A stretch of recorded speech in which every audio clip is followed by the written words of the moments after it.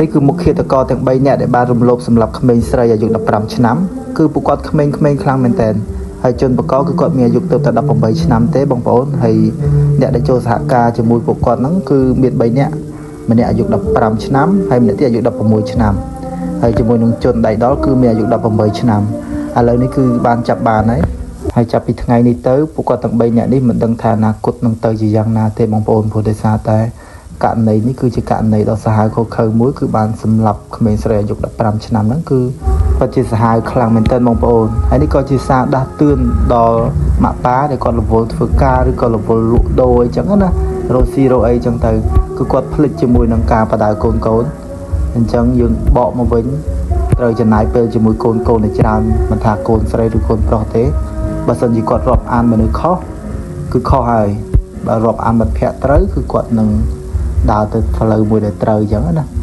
ហើយដោយក្មេងៗនៅក្នុងរូបអញ្ចឹងគឺគាត់ហ៊ានទៅដល់រំលោភហើយសម្រាប់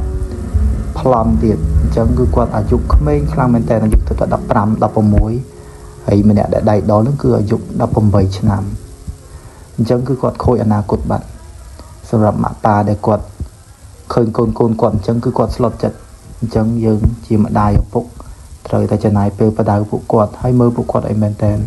ថាតើគាត់រាប់អានមនុស្សហ្នឹងត្រូវឬអត់ចឹងណាមិត្តភក្តិអ្នករៀនឬក៏មិត្តភក្តិអ្នកដើរលេងជក់ឆ្នាំអីយើង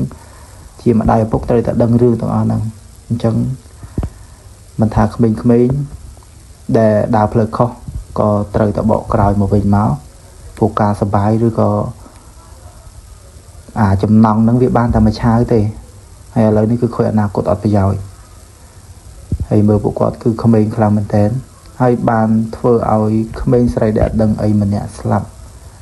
អាហ្នឹងវាមិនមែនជារឿងល្អទេសូមអ្នកដែលកំពុងតែចង់ដើរផ្លូវខុសហ្នឹងក៏បកក្រោយមកវិញមកកុំឲ្យដល់ហួសដល់ថ្នាក់ហ្នឹង